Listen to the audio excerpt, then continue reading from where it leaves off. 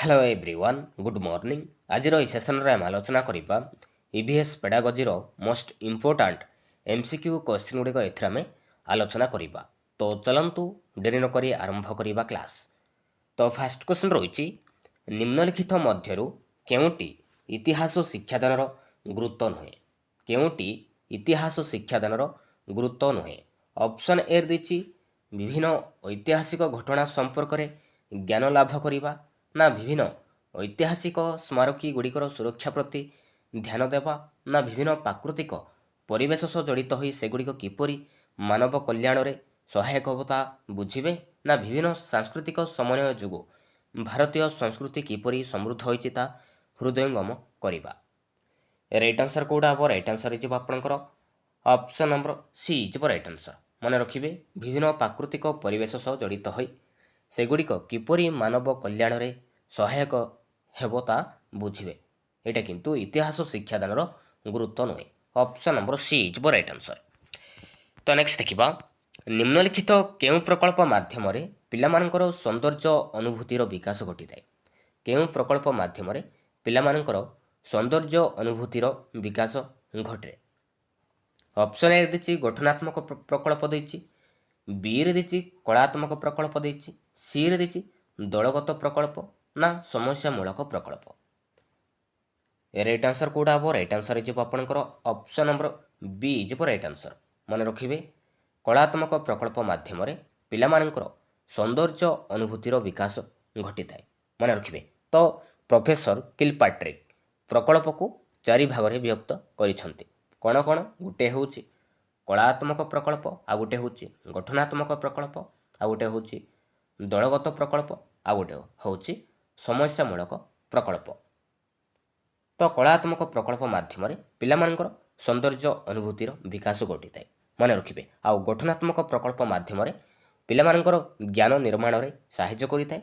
आउ दलगत प्रकल्प माध्यम शिक्षार्थी दल रे कार्य करी समस्या समाधान करिथांती। आउ समस्यामूलक प्रकल्प माध्यम शिक्षार्थीर समस्या समाधान दक्षतार अभिवृद्धि हुए। तो राइट आंसर हो आपंकर option number B is right answer. तो नेक्स्ट देखिबा केउटी उत्तम मानचित्रर वैशिष्ट्य। तो चारिटी ऑप्शन देछि। तो उत्तम मानचित्रर वैशिष्ट्य कोडा। ऑप्शन ए देछि मानचित्र तले तार मान दिया जिबा दरकार ना सेथिरे अक्षांश द्राघिमा थिबा दरकार ना व्यवहृत संकेत गुड़िक गोटे टेबुल रे दर्शा जिबा दरकार ना उपरोक्त समस्त। राइट आंसर कोडा हम राइट आंसर हो आपंकर ऑप्शन नंबर डी उपरोक्त समस्त। मानचित्र तले तार मान दिया जिबा दरकार सेथिरे अक्षांश द्राघिमा थिबा दरकार आउ व्यवहृत संकेत गुड़िक गोटे टेबुल रे दर्शा जिबा दरकार उपरोक्त समस्त हो राइट आंसर।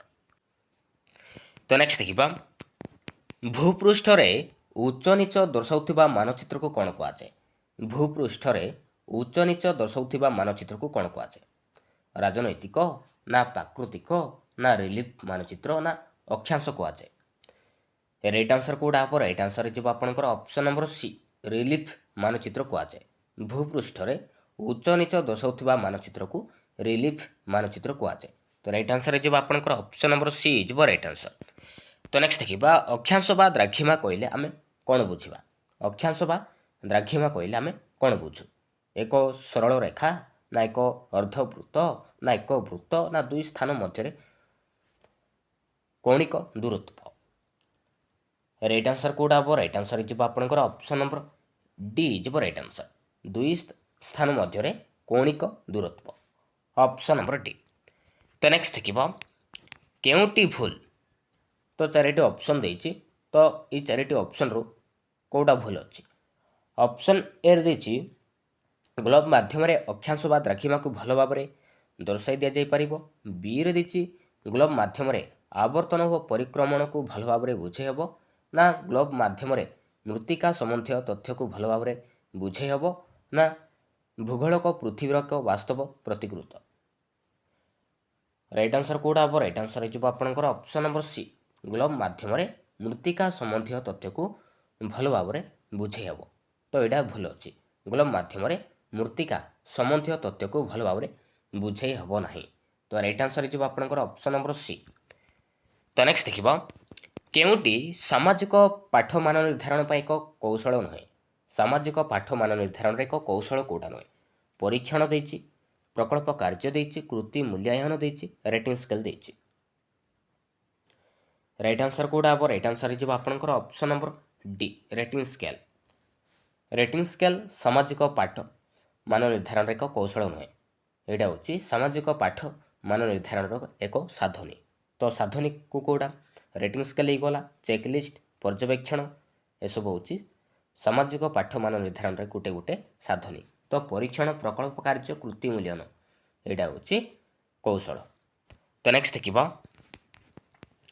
କେଉଁ ପ୍ରଶ୍ନର ଉତ୍ତର ଏକ ଶବ୍ଦ, ସଂକେତ, ସଂଖ୍ୟା, ଏକ ଶବ୍ଦପୁଞ୍ଜ ବା ବାକ୍ୟରେ ଦେବାକୁ ପଡ଼େ? କେଉଁ ପ୍ରଶ୍ନର ଉତ୍ତର ଏକ ଶବ୍ଦ, ସଂକେତ, ସଂଖ୍ୟା, ଏକ ଶବ୍ଦପୁଞ୍ଜ ବା ବାକ୍ୟରେ ଦେବାକୁ ପଡ଼େ?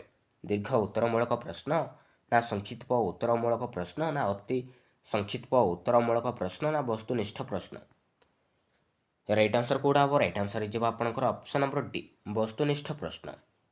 ବସ୍ତୁନିଷ୍ଠ ପ୍ରଶ୍ନରେ ଉତ୍ତର ଏକ ଶବ୍ଦ, ସଂକେତ, ସଂଖ୍ୟା, ଏକ ଶବ୍ଦପୁଞ୍ଜ ବା ବାକ୍ୟରେ ଦେବାକୁ ପଡ଼ିଥାଏ। Option number D. ତ ନେକ୍ସଟ ଦେଖିବା କେଉଁ ପ୍ରକାରର ପ୍ରଶ୍ନର ଉତ୍ତରକୁ ବର୍ଣ୍ଣନା କରିବା ପାଇଁ ଆଦୌ ସୁଯୋଗ ନଥାଏ? କେଉଁ ପ୍ରକାର ପ୍ରଶ୍ନରେ ଉତ୍ତରକୁ ବର୍ଣ୍ଣନା କରିବା ପାଇଁ ଆଦୌ ସୁଯୋଗ ନଥାଏ? ଦୀର୍ଘ ଉତ୍ତରମୂଳକ ପ୍ରଶ୍ନ, ନା ସଂକ୍ଷିପ୍ତ ଉତ୍ତରମୂଳକ ପ୍ରଶ୍ନ, ନା ଅତି ସଂକ୍ଷିପ୍ତ ଉତ୍ତରମୂଳକ ପ୍ରଶ୍ନ, ନା ବସ୍ତୁନିଷ୍ଠ ପ୍ରଶ୍ନ? ରାଇଟ୍ ଆନ୍ସର କୋଉଟା ହେବ? ରାଇଟ୍ ଆନ୍ସର ହେଇଯିବ ଆପଣଙ୍କର ଅପସନ୍ ନମ୍ବର ଡି, ବସ୍ତୁନିଷ୍ଠ ପ୍ରଶ୍ନ। Option number D. ତ ନେକ୍ସଟ ଦେଖିବା ପୃଥିବୀର କେତୋଟି ଉପଗ୍ରହ ଅଛି? ତ ଏଇଟା ଗୋଟେ କେଉଁ ପ୍ରକାର ପ୍ରଶ୍ନ? ପୃଥିବୀର କେତୋଟି ଉପଗ୍ରହ ଅଛି? ତ ଏଇଟା ଗୋଟେ କେଉଁ ପ୍ରକାର ପ୍ରଶ୍ନ? ଦୀର୍ଘ ଉତ୍ତରମୂଳକ ପ୍ରଶ୍ନ, ନା ସଂକ୍ଷିପ୍ତ ଉତ୍ତରମୂଳକ ପ୍ରଶ୍ନ, ନା ଅତି ସଂକ୍ଷିପ୍ତ ଉତ୍ତରମୂଳକ ପ୍ରଶ୍ନ, ନା ବସ୍ତୁନିଷ୍ଠ ପ୍ରଶ୍ନ? ରାଇଟ୍ ଆନ୍ସର କୋଉଟା ହେବ? ରାଇଟ୍ ଆନ୍ସର ହେଇଯିବ ଆପଣଙ୍କର ଅପସନ୍ ନମ୍ବର ଡି। ତ ଏଇଟା ହେଉଛି ବସ୍ତୁନିଷ୍ଠ ପ୍ରଶ୍ନ। Option number D. ତ ନେକ୍ସଟ ଦେଖିବା ଉଦାହରଣ ସହ ସଜୀବ ଓ ନିର୍ଜୀବ ମଧ୍ୟରେ ଥିବା ପାର୍ଥକ୍ୟ ଦର୍ଶାଅ। ତ ଏଇଟା ଗୋଟେ କେଉଁ ପ୍ରକାର ପ୍ରଶ୍ନ? ଉଦାହରଣ ସହ ସଜୀବ ଓ ନିର୍ଜୀବ ମଧ୍ୟରେ ଥିବା ପାର୍ଥକ୍ୟ ଦର୍ଶାଅ। ତ ଏଇଟା ଗୋଟେ କେଉଁ ପ୍ରକାର ପ୍ରଶ୍ନ? ଦୀର୍ଘ ଉତ୍ତରମୂଳକ ପ୍ରଶ୍ନ, ନା ସଂକ୍ଷିପ୍ତ ଉତ୍ତରମୂଳକ ପ୍ରଶ୍ନ, ନା ଅତି ସଂକ୍ଷିପ୍ତ ଉତ୍ତରମୂଳକ ପ୍ରଶ୍ନ, ନା ବସ୍ତୁନିଷ୍ଠ ପ୍ରଶ୍ନ? ରାଇଟ୍ ଆନ୍ସର କୋଉଟା ହେବ? ରାଇଟ୍ ଆନ୍ସର ହେଇଯିବ ଆପଣଙ୍କର ଅପସନ୍ ନମ୍ବର ଏ, ଦୀର୍ଘ ଉତ୍ତରମୂଳକ ପ୍ରଶ୍ନ। ତ ନେକ୍ସଟ ଦେଖିବା ପୃଥିବୀର ବାର୍ଷିକ ଗତିର ପରିମାଣ କେତେ ଦିନ? ତ ଏଇଟା ଗୋଟେ କେଉଁ ପ୍ରକାର ପ୍ରଶ୍ନ? ପୃଥିବୀର ବାର୍ଷିକ ଗତିର ପରିମାଣ କେତେ ଦିନ? ତ ଏଇଟା ଗୋଟେ କେଉଁ ପ୍ରକାର ପ୍ରଶ୍ନ? ଜ୍ଞାନ, ନା ବୋଧ, ନା ପ୍ରୟୋଗ, ନା କୌଶଳ? ଏଇଟା ହେଉଛି ଜ୍ଞାନ। Option number A. ତ ନେକ୍ସଟ ଦେଖିବା କେଉଁ ପ୍ରକାରର ପ୍ରଶ୍ନର ଉତ୍ତର ରେଖା ସାହାଯ୍ୟରେ ଦର୍ଶାଇ ହେବ? କେଉଁ ପ୍ରକାରର ପ୍ରଶ୍ନର ଉତ୍ତର ରେଖା ସାହାଯ୍ୟରେ ଦର୍ଶାଇ ହେବ? ମେଳକ ପ୍ରଶ୍ନରେ, ନା ଭ୍ରମ ସଂଶୋଧନରେ, ନା ଏକ ପଦରେ ପ୍ରକାଶ କର, ନା କିଏ, କ'ଣ, କାହିଁକି ଇତ୍ୟାଦି ପ୍ରଶ୍ନର ଉତ୍ତର?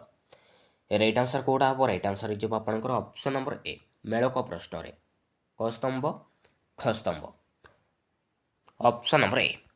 ତ ନେକ୍ସଟ ଦେଖିବା କେଉଁ ପ୍ରକାର ରେଟିଂ ସ୍କେଲରେ କାର୍ଯ୍ୟବଳୀର ସମସ୍ତ ଦିଗକୁ ଅଧିକ ସ୍ତରରେ ଭାଗ କରି ସ୍କେଲ ପ୍ରସ୍ତୁତ କରାଯାଏ? କେଉଁ ପ୍ରକାର ରେଟିଂ ସ୍କେଲ କାର୍ଯ୍ୟବଳୀର ସମସ୍ତ ଦିଗକୁ ଅଧିକ ସ୍ତରରେ ଭାଗ କରି ସ୍କେଲ ପ୍ରସ୍ତୁତ କରାଯାଏ? 3 ପଏଣ୍ଟ, ନା 5 ପଏଣ୍ଟ, ନା 7 ପଏଣ୍ଟ, ନା କୌଣସିଟି ନୁହେଁ? ରାଇଟ୍ ଆନ୍ସର କୋଉଟା ହେବ? ରାଇଟ୍ ଆନ୍ସର ହେଇଯିବ ଆପଣଙ୍କର ଅପସନ୍ ନମ୍ବର ସି, 7 ପଏଣ୍ଟ। ତ ନେକ୍ସଟ ଦେଖିବା କେଉଁଟି ପର୍ଯ୍ୟବେକ୍ଷଣ କୌଶଳ ଏକ ମୁଖ୍ୟ ସାଧନୀ ନୁହେଁ? ପର୍ଯ୍ୟବେକ୍ଷଣ କୌଶଳର ଏକ ମୁଖ୍ୟ ସାଧନୀ କୋଉଟା ନୁହେଁ? ଘଟଣାବଳୀ ବିବରଣୀ, ନା ରେଟିଂ ସ୍କେଲ, ନା ଚେକ୍ ଲିଷ୍ଟ, ନା ପ୍ରଶ୍ନାବଳୀ? ରାଇଟ୍ ଆନ୍ସର ହେଇଯିବ ଆପଣଙ୍କର ଅପସନ୍ ନମ୍ବର ଡି, ପ୍ରଶ୍ନାବଳୀ। ତ ନେକ୍ସଟ ଦେଖିବା ସମ୍ମିଳିତ ମୂଲ୍ୟାୟନ ପ୍ରକ୍ରିୟା କାହାକୁ କୁହାଯାଏ? ସମ୍ମିଳିତ ମୂଲ୍ୟାୟନ ପ୍ରକ୍ରିୟା କାହାକୁ କୁହାଯାଏ? ଏକକ ପରୀକ୍ଷଣର ମୂଲ୍ୟାୟନ ପ୍ରକ୍ରିୟାରେ ପ୍ରଧାନ ଶିକ୍ଷକଙ୍କ ସହ ପ୍ରଶ୍ନକର୍ତ୍ତା ମିଳିତ ହୋଇ ମୂଲ୍ୟାୟନ କରିବା, ନା ମୂଲ୍ୟାୟନର ସରିବା ପରେ ଅନ୍ୟ ପରୀକ୍ଷକଙ୍କ ଦ୍ୱାରା ମୂଲ୍ୟାୟନ କରିବା, ନା ପ୍ରଶ୍ନପତ୍ର ପ୍ରସ୍ତୁତି ଠାରୁ ଆରମ୍ଭ କରି ପରିଚାଳନା ମୂଲ୍ୟାଙ୍କନ ଇତ୍ୟାଦି ଛାତ୍ରଛାତ୍ରୀମାନେ ଅଂଶଗ୍ରହଣ କରିବା, ନା ପ୍ରଧାନ ଶିକ୍ଷକ, ପ୍ରଶ୍ନକର୍ତ୍ତା ଓ ଅଭିଭାବକମାନେ ମିଶି ମୂଲ୍ୟାୟନ ଅଂଶଗ୍ରହଣ କରିବା? ସମ୍ମିଳିତ ମୂଲ୍ୟାୟନ ପ୍ରକ୍ରିୟା କାହାକୁ କୁହାଯାଏ? ରାଇଟ୍ ଆନ୍ସର ହେଇଯିବ ଆପଣଙ୍କର ଅପସନ୍ ନମ୍ବର ସି, ପ୍ରଶ୍ନପତ୍ର ପ୍ରସ୍ତୁତି ଠାରୁ ଆରମ୍ଭ କରି ପରିଚାଳନା ମୂଲ୍ୟାଙ୍କନ ଇତ୍ୟାଦିରେ ଛାତ୍ରଛାତ୍ରୀମାନେ ଅଂଶଗ୍ରହଣ କରିବା ଏଇଟା ହେଉଛି ସମ୍ମିଳିତ ମୂଲ୍ୟାୟନ ପ୍ରକ୍ରିୟା କହିବା। Option number C. ତ ନେକ୍ସଟ ଦେଖିବା ପରିଷ୍କାର ପରିଚ୍ଛନ୍ନତା ଉପରେ ଗୁରୁତ୍ୱ। ଏହା ପରିବେଶ ଅଧ୍ୟୟନର କେଉଁ ଉଦ୍ଦେଶ୍ୟର ବିକାଶ ପାଇଁ ସାହାଯ୍ୟ କରେ? ଜ୍ଞାନାତ୍ମକ ଉଦ୍ଦେଶ୍ୟ ନା ଭାବାତ୍ମକ ଉଦ୍ଦେଶ୍ୟ ନା କ୍ରିୟାତ୍ମକ ଉଦ୍ଦେଶ୍ୟ ନା କେଉଁଠି ନୁହେଁ? ରାଇଟ୍ ଆନ୍ସର କେଉଁଟା ହେବ?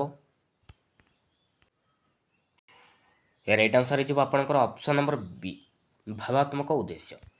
ତ ନେକ୍ସଟ ଦେଖିବା ସରଳ ମୌଖିକ ପ୍ରକଳ୍ପ ସମ୍ପାଦନ କେଉଁ ପ୍ରକାର କୌଶଳ ଅଟେ? ସରଳ ମୌଖିକ ପ୍ରକଳ୍ପ ସମ୍ପାଦନ କେଉଁ ପ୍ରକାର କୌଶଳ ଅଟେ? ପରିଚାଳନାଗତ କୌଶଳ ନା ଅଙ୍କନ କୌଶଳ ନା ବର୍ଣ୍ଣନା କରିବା କୌଶଳ ନା କେଉଁଠି ନୁହେଁ? ରାଇଟ୍ ଆନ୍ସର କେଉଁଟା ହେବ? ରାଇଟ୍ ଆନ୍ସର ହେଇଯିବ ଆପଣଙ୍କର ଅପସନ୍ ନମ୍ବର ଏ ପରିଚାଳନାଗତ କୌଶଳ। ତ ନେକ୍ସଟ ଦେଖିବା ପ୍ରାକୃତିକ ଦୃଶ୍ୟ ବର୍ଣ୍ଣନା କରିବା ଏହା ଶିକ୍ଷାର୍ଥୀମାନଙ୍କ କେଉଁ ପ୍ରକାର ବିକାଶର ଉଦାହରଣ ଅଟେ?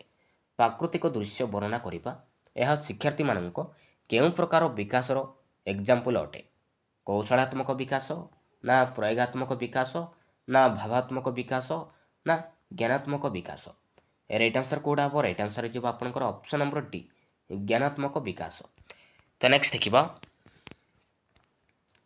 କେଉଁଟି ଶିକ୍ଷକ କୈନ୍ଦ୍ରିକ ପଦ୍ଧତି ଅଟେ? ଶିକ୍ଷକ କୈନ୍ଦ୍ରିକ ପଦ୍ଧତି କେଉଁଟା? ପର୍ଯ୍ୟବେକ୍ଷଣ ପଦ୍ଧତି ନା ପରୀକ୍ଷଣ ପଦ୍ଧତି ନା ପ୍ରଦର୍ଶନ ଓ ଆଲୋଚନାମୂଳକ ପଦ୍ଧତି ନା କେଉଁଠି ନୁହେଁ? ରାଇଟ୍ ଆନ୍ସର କେଉଁଟା ହେବ? ରାଇଟ୍ ଆନ୍ସର ହେଇଯିବ ଆପଣଙ୍କର ଅପସନ୍ ନମ୍ବର ସି ପ୍ରଦର୍ଶନ ଓ ଆଲୋଚନାମୂଳକ ପଦ୍ଧତି। ଏଇଟା ହେଉଛି ଶିକ୍ଷକ କୈନ୍ଦ୍ରିକ ପଦ୍ଧତି ଅଟେ। Option number C. ତ ନେକ୍ସଟ ଦେଖିବା କେଉଁଟି ବୈଜ୍ଞାନିକ ପଦ୍ଧତିର ପ୍ରଥମ ସୋପାନ? କେଉଁଟି ବୈଜ୍ଞାନିକ ପଦ୍ଧତିର ପ୍ରଥମ ସୋପାନ? ସମସ୍ୟା ସମ୍ପର୍କିତ ତଥ୍ୟ ସଂଗ୍ରହ ନା ସମସ୍ୟା ଉପଲବ୍ଧି କରିବା ନା ସିଦ୍ଧାନ୍ତରେ ଉପନୀତ ହେବା ନା ସମସ୍ୟାଟିକୁ ସରଳ ଭାଷାରେ ପ୍ରକାଶ କରିବା? ରାଇଟ୍ ଆନ୍ସର କେଉଁଟା ହେବ? ରାଇଟ୍ ଆନ୍ସର ହେଇଯିବ ଆପଣଙ୍କର ଅପସନ୍ ନମ୍ବର ବି ହେଇଯିବ ରାଇଟ୍ ଆନ୍ସର। ସମସ୍ୟା ଉପଲବ୍ଧି କରିବା ଏଇଟା ହେଉଛି ବୈଜ୍ଞାନିକ ପଦ୍ଧତିର ପ୍ରଥମ ସୋପାନ। ଅପସନ୍ ନମ୍ବର ବି। ତ ନେକ୍ସଟ ଦେଖିବା କେଉଁଟି ଶିକ୍ଷକ କୈନ୍ଦ୍ରିକ ପଦ୍ଧତି ଅଟେ?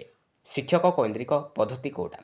ପର୍ଯ୍ୟବେକ୍ଷଣ ପଦ୍ଧତି ନା ପରୀକ୍ଷଣ ପଦ୍ଧତି ନା ପ୍ରଦର୍ଶନ ଓ ଆଲୋଚନାମୂଳକ ପଦ୍ଧତି ନା କେଉଁଠି ନୁହେଁ? ରାଇଟ୍ ଆନ୍ସର ହେଇଯିବ ଆପଣଙ୍କର ଅପସନ୍ ନମ୍ବର ସି ପ୍ରଦର୍ଶନ ଓ ଆଲୋଚନାମୂଳକ ପଦ୍ଧତି। ତ ନେକ୍ସଟ ଦେଖିବା ବାୟୁରେ ଜଳୀୟ ବାଷ୍ପର ଉପସ୍ଥିତି ଜାଣିବା ପାଇଁ ଶିକ୍ଷକ କେଉଁ ପଦ୍ଧତିର ଆଶ୍ରୟ ନେବେ? ବାୟୁରେ ଜଳୀୟ ବାଷ୍ପର ଉପସ୍ଥିତି ଜାଣିବା ପାଇଁ ଶିକ୍ଷକ କେଉଁ ପଦ୍ଧତିର ଆଶ୍ରୟ ନେବେ? ଭାଷଣ ପଦ୍ଧତି ନା ପ୍ରଦର୍ଶନ ଓ ଆଲୋଚନାମୂଳକ ପଦ୍ଧତି ନା ଗଳ୍ପକଥନ ପଦ୍ଧତି ନା ପର୍ଯ୍ୟବେକ୍ଷଣ ପଦ୍ଧତି?